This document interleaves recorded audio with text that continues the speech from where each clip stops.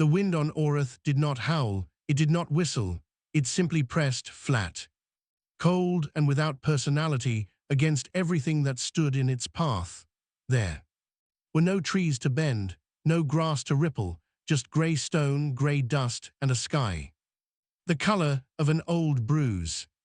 Sergeant Darian Cole had been walking the eastern perimeter since before the moons. Dim sun had fully cleared the ridge. He did this every morning, not because anyone asked him to, and not because it was in his orders. He did it because it was the only part of the day that felt honest. No meetings, no careful diplomatic language. No Vreth officers looking through him like he was furniture they had not chosen, but were too polite to move. Just the cold and the sound of his boots on the stone. He had been stationed on Orth for 4 months. His title was Coalition Liaison Officer, which, in practice, meant he attended briefings where no one translated. For him, signed forms no one read, and smiled through dinners where the food was designed for species with 2 stomachs. He was the human representative at a Vreth military outpost. There was, as far as Darian could tell, nothing to represent. The Vreth and the humans were not at war, they were not in conflict, they were simply 2 very different kinds of people who had agreed, on paper, to be polite. Orth was where that agreement lived, in theory. He found the field by accident. It was tucked behind the eastern wall, set into a natural depression in the rock. That kept it sheltered from the worst of the wind. At first, he thought it was rubble. The ground was pale and uneven, scattered with rounded shapes that caught the grey morning light in a way that made them look like stones. He stopped walking. They were not stones. He counted without meaning to. His mind did it before the rest of him had caught up with what he was seeing. Pale shells, some whole, some cracked open at the top. Small bodies scaled, translucent in places, curled tight against the cold. He could see the rise and fall of breathing in some of them. Others were very still. Hatchlings, dragon hatchlings. He had seen Vreth warriors. He had attended 2 formal ceremonies where Vreth young were presented to their clans. Those hatchlings had been carried in ceremonial frames surrounded by flamelight and the deep resonant chanting of bonded warriors. They had looked like something from a story. These looked like something that had been forgotten. He knelt down beside the nearest one, small, maybe the length of his forearm, with scales that had not yet settled into a real color, still pale and slightly wet-looking. From whatever warmth the egg had once held, it opened one eye at him. The eye was copper-colored and very, very clear. It looked at him without fear, which he did not expect. Then it closed again, because it was exhausted or cold or both. He stood up and started counting properly. 41. He walked back to the outpost. General Sorath was in his command room, as he usually was at this hour, reviewing patrol reports on a display that Darian had never been given access to. He was a large Vreth, broad through the chest and shoulders, with scales the deep green-grey of old iron. He did not look up when Darian came in. Darian asked what the field behind the eastern wall was. Sorath looked up then. He studied Darian for a moment with that particular Vreth expression that was not quite patience and not quite pity, something between the two. Then he explained. He explained it plainly, without cruelty and without apology. The hatchlings in the field were ashborn. They had emerged without a flame bond, without the psychic resonance that connected every Vreth hatchling to a warrior of the clan, a bond that was considered not merely emotional, but spiritual, fundamental, as necessary as blood. Without it, a hatchling was considered incomplete, spiritually absent, a body without a self. By Vreth understanding, keeping them alive was not mercy, letting them pass quietly was. Darian stood there for a while after Sorath finished. He asked how many there were. Sorath told him 41. Darian nodded once. He thanked the general. He left the room. He did not go to the communications terminal to file a report. He did not contact his commanding officer at the Coalition Base 3 systems over. He did not write a diplomatic protest or request a cultural mediation session. He went to the supply bay. He signed out 12 emergency thermal blankets, 4 portable ration heating units, 6 field ration packs, and 1 personal issue heating coil, all within the allowance of his liaison supply budget, all perfectly legitimate, all recorded in the log with his serial number and the notation field welfare use. He carried them to the eastern field in 2 trips because there was too much to carry in one. Then he got to work. He wrapped the smallest hatchlings first, not because he knew what he was doing, he did not, but because they seemed the most still. He set the heating units at intervals across the depression, checked the fuel cells, and adjusted the angle so the warmth spread as evenly as possible across the group. He opened the ration packs and set out the softer contents, protein gel, grain paste, in shallow portions near the ones that were awake and watching him. None of them ran from him. A few shifted away when he reached near them, but none fled. He moved slowly. He did not make loud sounds. He had learned growing up that frightened things needed time more than they needed gestures, so he gave them time.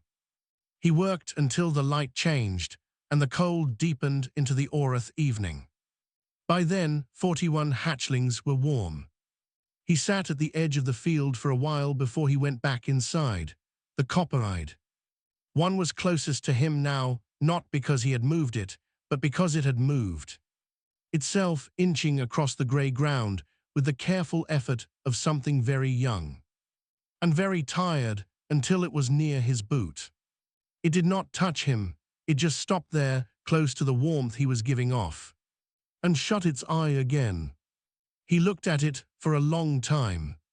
Then he looked out across the field at the other 40, small shapes rising and falling.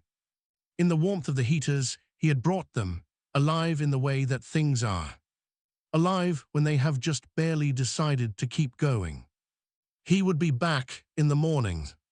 He always came back in the morning. The story moved faster than Darian did. By the time he returned to the eastern field on the second morning, it had already traveled through every corridor and mess hall in the outpost. He did not know this until a young Vreth sentry at the eastern gate paused and looked at him as he passed. Not with hostility, not with warmth, but with the particular look of someone who has heard something strange and is trying to decide if they believe it. Darian gave a small nod and kept walking. The field looked the same as he had left it, which he considered good news. The thermal blankets were still in place, the heating units were still running. 3 hatchlings were awake and watching the sky with the focused attention of creatures who are learning that the sky is a thing that exists. 2 others were eating, or attempting to, pressing their snouts against the shallow portions of grain paste. He had left and making slow, uncertain progress. The copper-eyed one was in the exact spot it had been the night before, beside his boot print in the grey dust, as if it had not moved at all. He set down what he had brought, fresh ration packs, a second heating coil, and got to work. The meeting came on the 3rd day. A Vreth aide appeared at the entrance to the eastern field, just as Darian was checking the fuel cells on the heating units. The aide said that General Sorath requested his presence. The aide said this in the formal Vreth register, which was the one with extra syllables, which Darian had learned meant the matter was considered significant. He went. The meeting room was not the command room. It was the formal chamber, which was larger and had the clan banners along the walls and the kind of furniture that was designed to make you feel that history was watching. Sorath sat at the head of the table. 3 senior Vreth officers sat along the sides, at the far end, in a chair that looked slightly too small for the room, sat Rael, the Aventi cultural observer from the Galactic Sovereignty Council, who had been stationed on Orth for 2 months and had, up to this point, shown approximately no interest in anything Darien did. He was interested now. He had a recording device on the table in front of him, and the expression of someone who has discovered an unexpected specimen. Sorath spoke first. He said that word of Darien's activity in the eastern field had been noted. He said that the general had considered whether a formal response was necessary and had concluded that it was. He said all of this without raising his voice or using a single sharp word, which was somehow less comfortable than anger would have been. Then he explained again, with more detail this time, with the specific weights of Vreth's spiritual law behind each point, what the Ashborn were and what their situation meant. He explained the flame bond, not merely a preference or a tradition, but a metaphysical fact. By Vreth understanding, a hatchling without a bond was not suffering, it was not waiting, it was simply not, in any sense that Vreth law recognized, complete. Prolonging its physical existence did not change that. It added duration to something that had no content. He said that he understood humans had different traditions around young creatures. He said he was not judging those traditions. He was explaining clearly why what Darien was doing was not, by Vreth understanding, kindness. The 3 officers along the walls said nothing. They watched Darien the way you watch something when you have already decided what it is and are waiting for it to confirm your assessment. Rael made a small note on his recording device. Darien listened to all of it. He sat straight in the chair. He did not interrupt. He waited until he was certain Sorath had finished, and then he waited one more beat because he had learned a long time ago that the space after a powerful argument was important and should not be rushed into. Then he said, with respect, General, he understood everything that had been explained. He had understood it the first time. He did not doubt that the Vreth relationship with the flame bond was real and serious and sacred to them. He was not asking for it to be different. He said he simply could not agree that shame, or spiritual incompleteness, or the absence of a bond was a reason to let young creatures die in the cold. That was not how his understanding of the world worked. He was not saying his understanding was correct and theirs was wrong. He was saying that he was unable to stop doing what he was doing. He was stating this as a practical fact about himself, not as a challenge. The silence in the room was the particular silence of people who were not expecting that specific answer. Sorath looked at him for a long moment. Then he issued a formal directive. Darien was not to remove the hatchlings from the field. He was not to attempt to register them under any coalition or human jurisdiction. He was not to interfere in Vreth spiritual law or claim any authority over the hatchling's status. Darien agreed to all 3 without hesitation. After the meeting, Rael caught him in the corridor. The Aventi was smaller than Darien, pale-feathered and precise in his movements, with the manner of someone who has spent years being the most observant person in any room and knows it. He said that Darien's behavior was, from a scientific perspective, a fairly common human anomaly, the overextension of in-group empathy to non-group members. He had documented similar behavior in other human populations. It was well-meaning, but not rational by any standard cross-species welfare calculation. Darien thought about this. He said he did not think he was extending empathy to a non-group member. He thought he was just looking at something cold and small and deciding it should be warm. He was not sure what group had to do with it. Rail made another note. He said he would include Darian's statement in his report. Darian thanked him and went back to the eastern field. The hatchlings were where he had left them. A few more were awake than yesterday. The copper-eyed one had moved, not toward the food, not toward another hatchling, but back to its position near where his boot had been. He sat down at the edge of the field. He opened a ration pack for himself because he had not eaten since early morning, and he ate it slowly while the cold pressed, flat and even across the grey stone. He talked to them while he ate, not commands, not instructions. He talked the way a person talks when they are not expecting a response, but want something to hear them anyway, about nothing important, about the color of the sky back home, about a dog he had when he was small, about how the coffee on Orth was the worst he had ever tasted in 11 years of military postings. His voice was low and even, and without performance. They listened. All of them that were awake turned slightly toward the sound. He did not notice. He was watching the bruise-colored sky and finishing his meal. He came back the next morning, and the one after that, and every one after that. This was not a statement. This was not a protest. This was simply what he did now. The Vreth soldiers watched from a distance and did not know what to call it. Rail observed and categorized and wrote careful words that did not quite hold the shape of what he was seeing. Sorath received the daily supply logs with Darian's serial number on them and read each entry without comment. Outside in the field, 41 hatchlings were warm, and every evening one of them moved a little closer to the place where the humans sat. Somewhere between the second week and the third, they changed. It was not a dramatic change. It was the kind of change that happens the way fire grows, not in a single moment, but in a series of moments so small that you only understand them after the heat is already on your face. The hatchlings began to anticipate him.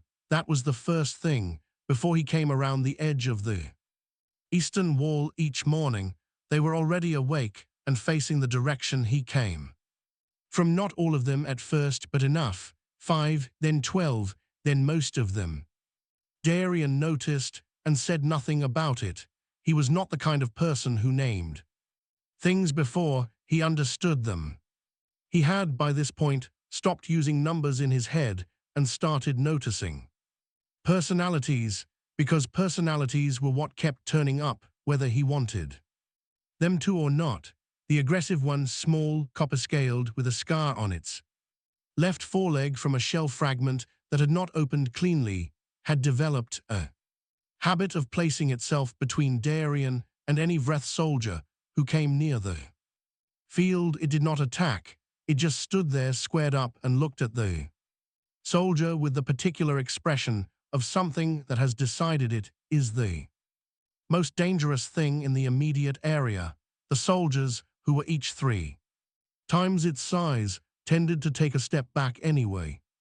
The pale grey one, the smallest in the group, the one that had been most still on the first morning, had started following Darian around the field, not closely, not in a way that seemed needy, more like the way a leaf follows a current, not because it has decided to, but because the pull is simply where it keeps ending up.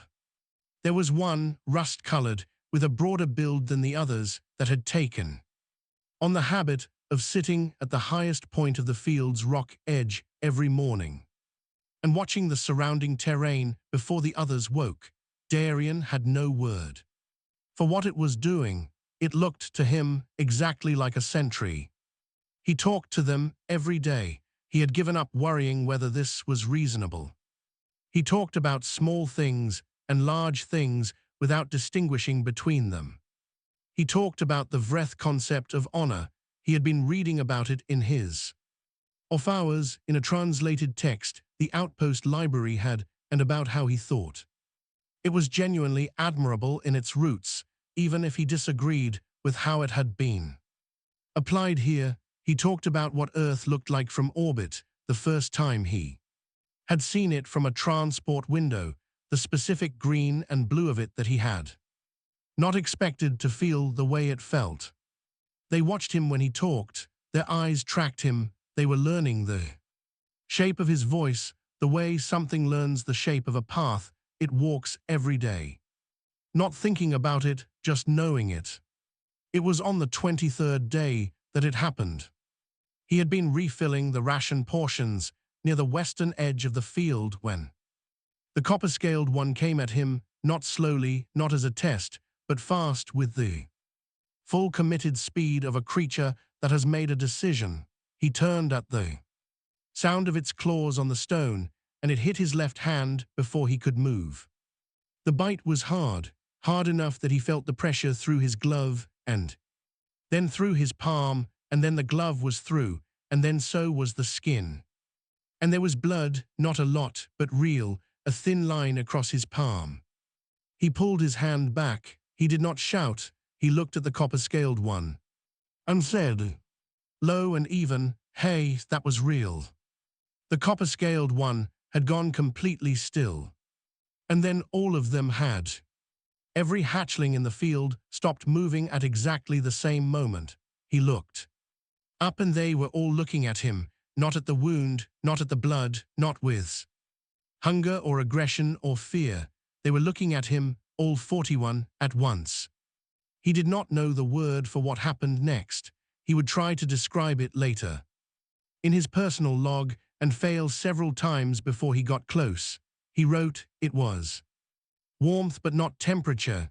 It started in the bite wound, which should have hurt more than it did, and moved up his arm and into his chest, and settled there, not painfully, not overwhelmingly, just there, like something clicking into a place that had always been the right shape for it, like a door he had not known existed, opening from the inside.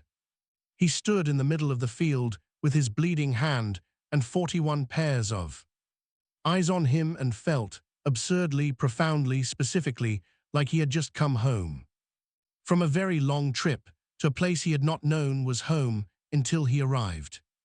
He heard the sentry before he saw him, a Vreth soldier doing a routine perimeter check who came around the corner of the eastern wall at exactly the wrong moment and stopped dead. The soldier looked at Darian, looked at the field, looked at the hatchlings, looked at the way they were all oriented toward the human-like compass needles toward north.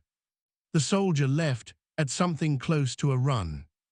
General Sorath arrived in 4 minutes. He had 2 officers with him and behind them Rael, who was moving faster than Darian had ever seen the Aventi move. Sorath looked at the field. He looked at Darian. He looked at the blood still wet on Darian's palm. He looked at the copper-scaled one, which had sat back down in front of Darian's boots in the specific way of something that has done what it needed to do and is now simply present. He was quiet for a long time, longer than Darian had ever seen a Vreth officer be quiet. The 2 officers behind him said nothing. Even Rael did not move. Then Sorath turned to one of the officers and said something in the deep formal register that Darian did not have the vocabulary to follow. The officer's scales went pale along the neck. Darian had learned that was the Vreth version of genuine shock. He asked Sorath as calmly as he could what just happened. Sorath looked at him for a moment before answering. He said, according to Vreth spiritual law, a flame bond cannot form with a non-Vreth. It had never happened. The mechanism did not exist for it. Ashbourne could not bond at all. That was their whole condition, the entire reason they were in the field. He paused. He said, and yet. Rael had his recording device out. His hands, Darian noticed, were not fully steady. Darian looked down at the copper-scaled one sitting on his boots. He looked across the field at the others, who were still watching him with that same steady, settled attention, like an equation that had just resolved itself into a clean answer. He thought about what to say.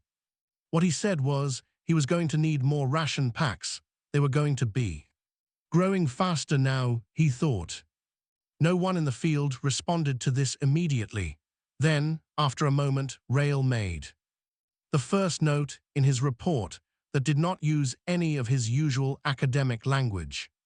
He simply wrote, "The human is correct," and underlined it. The first message came from the GSC regional office within 6 hours. It was addressed to Rail, not to Darien, and it used the kind of careful formal language that institutions use when they have received information they do not yet know how to process. It asked for verification. Rail verified. A second message came within the hour. It asked if Rail was certain. He replied that he was. Third message came asking what precisely the mechanism of the bond appeared to be. Rail replied that he did not know, and that this was the first time in his 30-year career that he had written those 4 words in that order in an official report. After that, the messages stopped being calm. Darien learned about the political situation the way he learned about most things.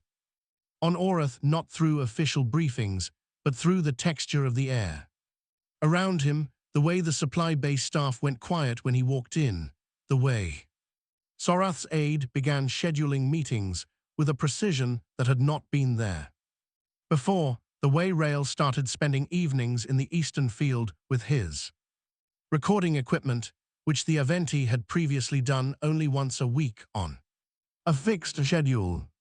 3 days after the Bond event, Sorath called him in again. No formal chamber. This time, just the command room, just the 2 of them, with the patrol displays dark in the background. Sorath sat down, which was unusual. He gestured for Darien to sit, which was more unusual. Then he said there was going to be a review. Darien asked what kind. Sorath said the Vreth High Clan Council had been notified. The GSC had opened a jurisdictional inquiry. Both bodies were sending representatives. The inquiry would examine the Bond event, its validity, and Sorath paused here for a beat. Its implications. Darien asked what the implications were, specifically. Sorath looked at him the way you look at someone when you are about to say something that even you find difficult to believe. He said, under Vreth's spiritual law, a confirmed flame bond was the highest form of kinship the law recognized. It superseded clan membership. It superseded military rank. It was, in practical terms, a form of parenthood. The bonded warrior was called a flame caller, and the flame caller's responsibilities to their bonded young were absolute. Darien processed this. He said, so if the bond is real. Sorath said, then you are, by Vreth law, the flame caller and clan father of 41 Vreth souls, the first non-Vreth to hold that title in the history of the species. Outside the window, the grey dust of Orth moved in its flat, indifferent wind. Darien said he did not know what a clan father was supposed to do. Sorath said, neither at this moment did the High Clan Council. The delegation from the Vreth High Council arrived on the 12th day. 6 warriors in formal armor, accompanied by 3 embercallers, the spiritual readers of the Vreth people, old and precise and deeply respected, who could perceive the flame bond the way other species perceived heat or light.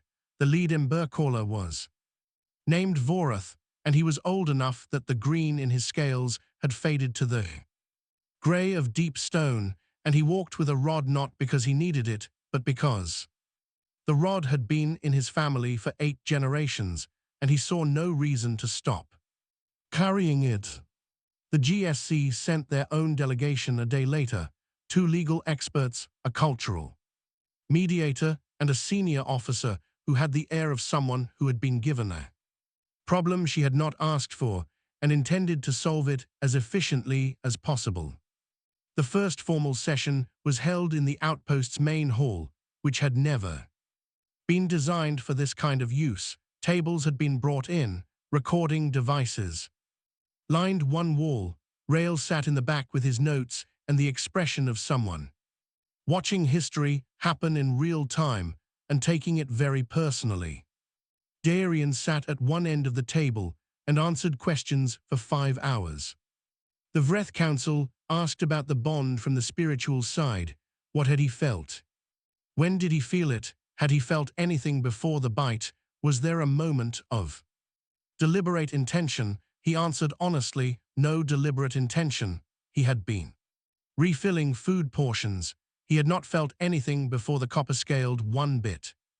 What came after, he described as best he could. The warmth, the settling, the feeling of a door. Voreth listened to all of this without expression. At the end, he asked one question in the old Vreth dialect, which the translator rendered in two possible ways. Either did you call them, or were you calling? Darian thought about the difference between the two for a while. He said he did not know if he had been calling. He knew he had been present. Every morning, he kept coming back. Voreth was quiet. Then he said something in the old dialect that the translator rendered as, the fire chose a strange vessel. He said it without contempt. He said it the way you describe something that has surprised you, in a way that you respect, even if you did not want to. The GSC's legal team pushed for the bond to be declared null on the grounds that no precedent existed for cross-species bonding and that the legal framework for the Flamecaller title did not include provisions for non-Vreth individuals. The cultural mediator argued that the bond should be studied before any determination was made. The senior GSC officer wanted a clear resolution within 30 days. Because she had 2 other active inquiries and a conference in 6 weeks. The Vreth Council split. The traditionalist wing argued loudly that a bond with a non-Vreth was a contradiction in terms. The bond was a Vreth mechanism, a Vreth spiritual reality, and its application to a human was either an error or an impossibility that should be treated as such. The smaller factions said almost nothing in the sessions, but their silence was a different kind of silence from agreement.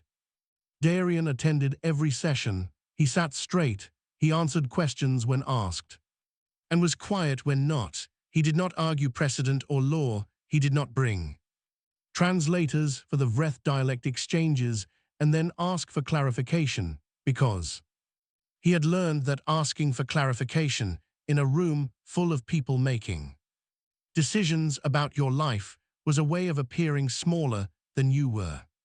When anyone asked him directly what he wanted, he said the same thing every time. He wanted them to be safe. That was all he had wanted from the beginning.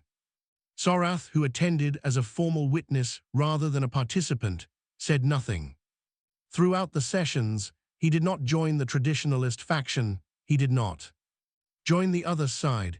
He sat against the wall with his hands folded and watched Darian with the careful attention of a person who is revising an opinion they have held for a long time and is not quite finished with the revision yet. In the eastern field, the hatchlings grew.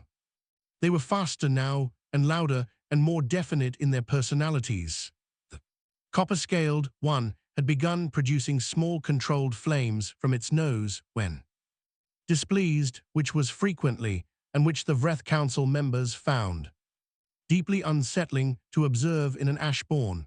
The rust-colored sentry had started drilling the others, or something that looked like drilling, a daily movement through the field in formation that it had apparently invented without instruction. The pale gray one had figured out how to pick up Darian's supply bag with its forelimbs and carry it around after him. They were not waiting for the council to decide their fate. They had already decided, in the quiet and particular way of creatures who have learned that waiting for others to give you dignity is a long and unreliable process. They knew what they were. They were his, and he was theirs, and the rest of the galaxy was still catching up. The legal sessions ran for 6 weeks. 6 weeks of formal language, citation of precedent that had not been written. For this situation, careful arguments from people who were very good at arguing. Carefully, the Vreth traditionalist faction refined their position into something that sounded less like "this should not have happened" and more like "this cannot be recognized," which was a different kind of argument and harder to answer directly. The GSC legal team produced a 40-page brief on jurisdictional boundaries. The cultural mediator proposed 7 different frameworks for resolution, all of which were rejected by at least 2 of the parties within 24 hours. Darian read none of it. He was not entitled to the formal briefs and did not ask for them. What he did for 6 weeks without change or interruption was this: he woke before the Orth sun cleared the ridge. He prepared the morning rations. He spent 2 hours in the eastern field. He attended whatever session or hearing was scheduled. He returned to the field in the evening. He ate. He slept. He repeated it the next day. He had at some point in the 3rd week stopped thinking of it as a routine. It was simply what his days were made of now. The hearings were a thing that happened. The field was where he lived. The hatchlings were growing fast, in the way of young Vreth in their first season, a rate that alarmed the outpost medical officer until she rechecked her reference texts and confirmed it was normal for their species. The copper-scaled one was already past Darian's knee. The rust-colored sentry was broader than any of the others and had begun to show the secondary scale plating on its shoulders that marked the approach of maturity. The pale gray one was still the smallest, but it had stopped being fragile-looking. It had a precision to its movements now, a carefulness in the way it handled things that made it seem older than it was. They had abilities now, small flames, rudimentary psychic pings that Darian felt as pressure in his sternum, not uncomfortable, just there, like a knock on a door. The copper-scaled one had discovered it could project the emotional tone of its feelings in a way that was difficult to ignore, which made it, in Darian's private assessment, the most effective communicator in the group. When he was in the sessions, he felt them at the edge of his awareness, not in words, not clearly, but in the same way you feel the temperature change when you move from sun to shadow. They were close, they were fine, they were waiting. He came back every time. The turning point, when it came, did not come from a lawyer or a diplomat. It came from the GSC medical team. They had been attempting to document the bond for scientific purposes throughout the proceedings, running what they called a full psychic resonance scan on Darian as part of the jurisdictional inquiry, looking for the source of the anomaly. They expected, from the logic of their own scientific frameworks, to find something unusual in his biology, a latent gene, an undocumented neural structure, some biological bridge that explained how a non-Vreth had formed a flame bond. They found nothing. He was entirely human. His psychic resonance reading came back as flat as any human baseline. No anomaly, no hidden mechanism, nothing that their instruments could identify as a cause. Their report, when it was published and distributed to the inquiry, was the most reluctant document Darian had ever read. It took 4 pages to say what could have been said in 1 paragraph, but the paragraph, when you found it, was clear. The bond appears to have formed as a result of consistent, sustained, voluntary presence. The hatchlings, deprived of all standard Vreth bonding stimulus, responded to the only consistent source of warmth and return they had encountered. The human subject did not possess psychic fire. He possessed consistency. The mechanism was not biological, it was behavioral. He came back every day. They bonded to that. Rail read this report in his quarters the night it was distributed. He stayed up very late. In his personal log, not his official one, he wrote, "I have spent my Career measuring the wrong thing. I called human empathy extension an anomaly. I measured it against rational self-interest calculations and found it lacking. I did not consider that it might not be a flaw in their reasoning. It might be a different kind of strength entirely. I am revising my report. I am also privately embarrassed by my previous reports. The Vreth had their own session with the scientific brief. Voreth read it in his formal, unhurried way and said nothing for some time. Then he said that the brief had described the mechanism in their words, in Vreth spiritual language. What the brief described was called the call of steady fire. It was an old concept, rarely invoked, the idea that a flame did not have to be loud or large to be real, that the most enduring fires were the ones that simply did not go out. The traditionalist faction had no counter to this, not because they stopped believing their position, but because Voreth was the highest spiritual authority in the room, and when he said that the bonds were real and should be recognized. Arguing against him required a level of standing that none of them had. The ruling came on the 41st day of the inquiry. Darian thought the number was a coincidence. He was never sure. The bonds were confirmed valid. The Flamecaller title was formally extended to apply across species on the basis of spiritual event, with the Ashbourne 41 as the recognized precedent. Darian Cole was acknowledged as clan father by the Vreth High Council, not with full ceremony, because no ceremony existed for this situation, but with a formal declaration in the old dialect, read by Voreth himself. The GSC closed the jurisdictional inquiry and opened 3 new research files. The formal recognition was held in the outpost's main hall because the eastern field was not large enough for everyone who wanted to be there.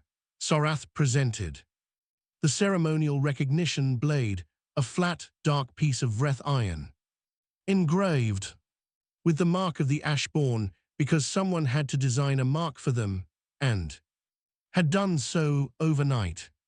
Sorath said quietly when he handed it over, "You should not exist, clan father. Cole, nothing about you makes sense to us." Darian held the blade. He had never held anything made by Vreth hands before. It was heavier than he expected and colder, and he thought it was probably the most honest thing he had ever been given. He said he had been told that before, General. Sorath said it was not an insult. Darian said he knew that was why he was smiling.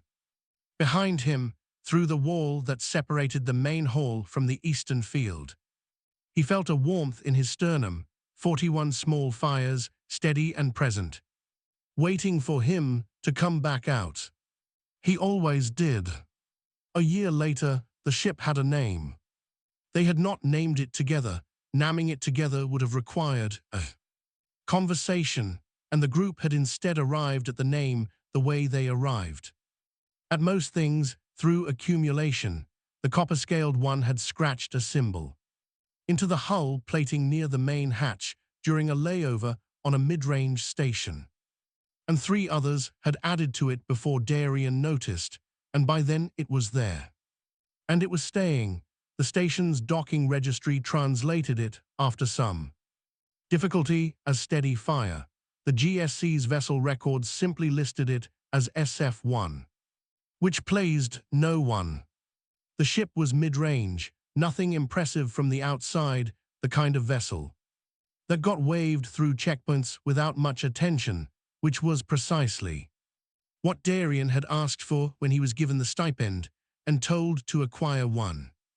He had spent 3 days looking at options and chosen the one with the most cargo space and the best life support redundancy because he had 41 passengers to consider, and they were growing.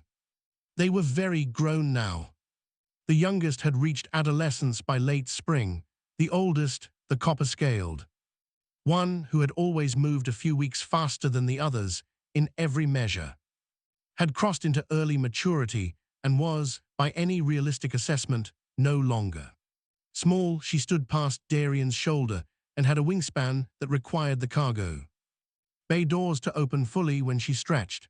Her scales had settled into a deep copper red with darker striations along the spine that the Vreth texts called warrior mark, though the texts had not anticipated a warrior mark appearing on a formerly Ashborn female who had bonded with a human sergeant from a mid-range coalition world. She rarely left his side, not in a clingy way, in the way of something that has decided where its post is and is serious about it. The rust-colored one, broader now, armored-looking, moving with the deliberate weight of something that has figured out how strong it is, ran the daily organization of the group with a calm that Darian had come to rely on without fully understanding when he had started relying on it. The pale grey one, the smallest still, moved through the ship with the quiet efficiency of someone who notices everything and speaks only when the words are worth the air they cost. They had built their own structure. Darian had not instructed it, he had not drawn it up or assigned roles or told anyone what to do. He had simply been himself. For a year, assessing situations, moving to put himself between trouble and his people before trouble arrived, making sure the smallest ones had what they needed first, and they had watched and done the same with each other. They argued in Kol Vreth. That was what the GSC linguists had started calling it. A hybrid dialect that had developed organically from Vreth vocalization patterns, mixed with human speech rhythms, and somehow a set of words that had not existed in either language before and had no clear etymological origin. The linguists found this extremely exciting. Darian found it moderately easier to follow than pure Vreth, which was all he required. He had a new title now, and a ship, and no commanding officer, and an independent clan liaison designation that the coalition had invented specifically for him, because no existing category was the right shape. 3 Vreth clans had made contact, 1 hostile in tone, 2 carefully neutral. A Vreth academic institution had requested a visit for research purposes. 2 species Darian had never interacted with had sent inquiries to his ship's comms through the GSC relay, both phrased with the particular careful formality of people who are uncertain of the protocol and erring toward respect. A GSC diplomat had sent a briefing document titled The Ashborn Precedent, Strategic Implications, which was 43 pages long, and which Darian had read 3 pages of before setting it down. He was not unaware of what he had become. He was a practical person, and practical people understood their situation. He had become, in the galaxy's terms, a new kind of thing, a human clan father, commander of the only independent Vreth-bonded unit in existence that held no clan allegiance and answered to no Vreth High Council. 41 bonded beings, each of them growing into warriors by any definition. Ship, a title, a precedent that no one knew what to do with yet. He carried it the same way he had carried everything else, without announcement, without performance, with the specific quiet of a person who has decided what matters and does not require the rest of the galaxy to agree in order to proceed. In his personal log, he wrote plainly the way he had always written. He wrote about the day's route, about the rust-colored one's new organizational drill, which had gotten genuinely impressive, about the copper-scaled one's habit of repositioning herself between him and closed doors before they opened, which he found both touching and slightly inconvenient in narrow corridors, about the pale grey one who had taken to resting its chin on his shoulder during long navigation sessions which it had never asked permission for, and he had never told it to stop. At the end of an entry, a GSC diplomat had asked him to write a formal statement on what he had done and why, something for the record, something that captured the significance of it. He had stared at the blank input field for a while, and then he had written. They were cold, I had blankets, I kept coming back, that is the whole story. Anyone would have done it. He meant it, he was not being modest, he had genuinely never understood why the galaxy found this so difficult to believe.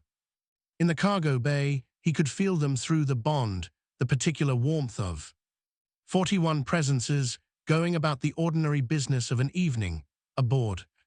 Mid-range ship, the rust-colored one running its daily movement drill, the copper-scaled one cleaning her scales with the methodical care she brought to everything. The pale grey one, somewhere near the engine room, being quiet in its specific way. The galaxy was still arguing about what they were. Scholars were writing papers. Lawyers were drafting frameworks. Diplomats were scheduling meetings. The Ashbourne 41 were eating dinner and learning a new navigation system. And arguing in cold breath about something Darien could feel was not serious. Because serious arguments had a different warmth to them, heavier, slower to move. He finished his log entry, he closed the terminal, he walked to the cargo bay. The copper-scaled one heard him coming before he was through the hatch. She turned. The others turned, the way they always did, not because something had happened. Not because there was danger, but because he was there, because he was back.